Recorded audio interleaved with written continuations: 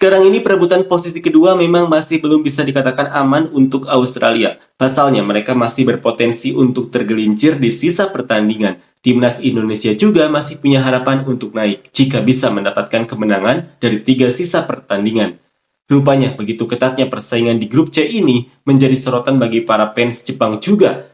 Seperti inilah komentar fans Jepang. Aku sangat menantikan pertandingan terakhir antara Australia dan Arab Saudi. Apakah pertandingan terakhir berlangsung bersamaan? Saya ingin agar pertandingan Arab Saudi melawan Australia menjadi lebih menarik daripada pertandingan Jepang. Jadi saya berharap mereka bisa menjaga perolehan poin tanpa menambah poin dalam pertandingan kedua melawan Jepang. Sampai di titik ini, fakta bahwa Australia berhasil merebut poin dari Jepang benar-benar berdampak besar. Dalam pertandingan selanjutnya, setiap tim yang menghadapi Jepang mungkin akan menggunakan strategi bertahan yang ketat dengan target meraih hasil imbang. Jika Jepang ingin tetap mencetak gol dan menang, pertandingan tidak akan berjalan dengan mudah sama sekali. Seharusnya inilah level antusiasme yang kita rasakan saat menonton kualifikasi akhir Piala Dunia. Tapi karena sejauh ini terasa terlalu mudah, aku malah menontonnya dengan suasana hati yang sama seperti Kirin Challenge Cup. Aku rasa persaingan akan terus berlangsung hingga pertandingan terakhir. Bagi Jepang sendiri, mereka belum pernah menyelesaikan babak final kualifikasi tanpa kekalahan. Jadi aku ingin mereka menang dengan meyakinkan melawan Arab Saudi dan Australia. Dari segi kekuatan, rasanya peringkatnya seperti ini: keempat Bahrain, kelima Cina, keenam Indonesia. Australia berhasil bangkit kembali dengan baik di sini. Sebagai tim langganan Piala Dunia memang luar biasa.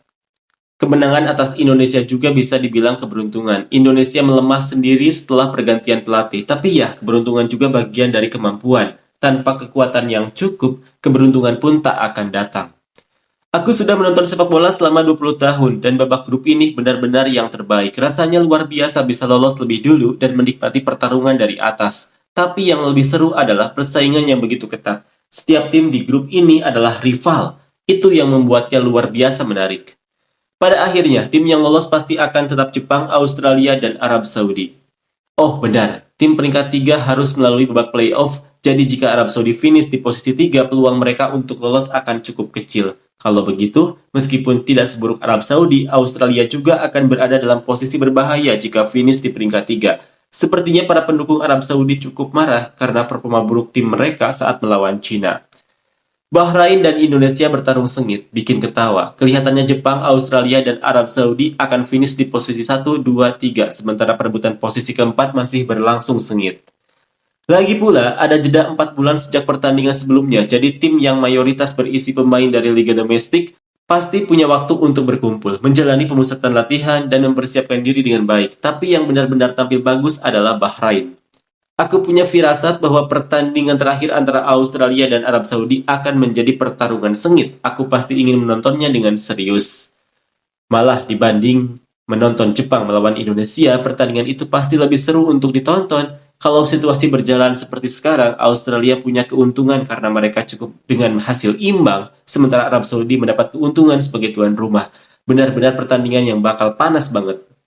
Bagi Arab Saudi, pertandingan tandang sebelumnya melawan Bahrain juga jadi tantangan besar. Melihat performa Arab Saudi saat ini, rasanya Bahrain malah lebih berpeluang menang. Gila sih, peringkat akhir bisa berubah tergantung seberapa telak Jepang menghabisi lawannya. Para supporter Indonesia benar-benar sudah terjerumus ke dalam kegelapan. Kocak banget.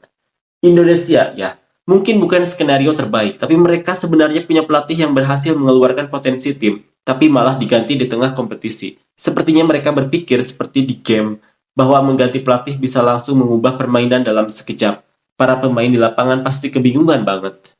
Menariknya, satu-satunya poin yang membedakan Australia adalah hasil imbang melawan Jepang. Selain itu, perolehan poin semua tim hampir sejajar. Sekarang semuanya tergantung pada apakah masing-masing tim bisa meningkatkan performa mereka di akhir kompetisi. Delusi korban yang dialami Indonesia setelah pertandingan melawan Bahrain sepertinya enggak akan pernah hilang. Pada akhirnya, sepertinya semuanya akan berjalan sesuai prediksi awal. Arab Saudi ternyata lebih lemah dari perkiraan dan bisa finish di peringkat 3. Sementara Bahrain mungkin gagal mengamankan posisi 4 karena kurangnya daya gedor dalam mencetak gol. Kalau harus memilih antara Indonesia dan Bahrain, aku dukung Bahrain. Aku nggak bakal lupa soal pengkhianatan mereka terkait kereta cepat. Gimana caranya Indonesia bisa yakin bakal menang di kandang Jepang? Baru saja mereka dihajar habis-habisan oleh Jepang dan Australia, tapi masih bisa bermimpi sejauh itu. Terlalu optimis. Jepang, selamat. Bahrain, kalian bermain sangat baik. Kalau bisa terus seperti itu, masa depan cerah menanti. Arab Saudi, bagaimana kondisi pemain yang cedera? Semoga tidak parah. Tapi meskipun unggul jumlah pemain, kalian tetap kesulitan menyerang, perlu evaluasi lebih lanjut. Australia seperti yang diharapkan, keren. Cina senang melihat kungfu soccer, kalian masih tetap ada. Indonesia, terserahlah. Australia dan Arab Saudi, persaingan untuk posisi 2 dan 3 akan berlangsung sengit. Indonesia, Bahrain, Cina, dan persaingan untuk posisi 4 juga bakal menarik. Yang jadi pertanyaan adalah sejauh mana Jepang bisa mengacaukan semuanya. Itu yang patut ditunggu. Arab Saudi, Jepang kalahkan Australia. Australia, Jepang kalahkan Arab Saudi. Bahrain, Jepang kalahkan Indonesia dan Cina. Indonesia, Jepang kalahkan Cina dan sudah Bahrain. Cina, Jepang kalahkan Bahrain dan Indonesia. Semua berharap Jepang jadi pembersih jalan buat mereka. Lucu banget. Dari mana datangnya rasa percaya diri Indonesia? Omong doang. Mereka selalu bilang menang, menang. Dan memuji pemain naturalisasi mereka yang katanya hebat di Eropa. Tapi, apakah pemain naturalisasi Indonesia benar-benar bersinar di Liga Top Eropa? Bahkan masuk skuad utama timnas Belanda saja mereka nggak bisa kan? Gimana bisa mereka sesumbar bakal mengalahkan Jepang atau Australia? Aku sampai kehabisan kata-kata. Mereka cuma terlihat seperti badut. Supporter Indonesia setelah pertandingan yang begitu memalukan masih yakin bisa menang lawan siapa lagi? Indonesia dalam situasi yang sangat sulit, mengganti pelatih di tengah kompetisi adalah keputusan yang buruk.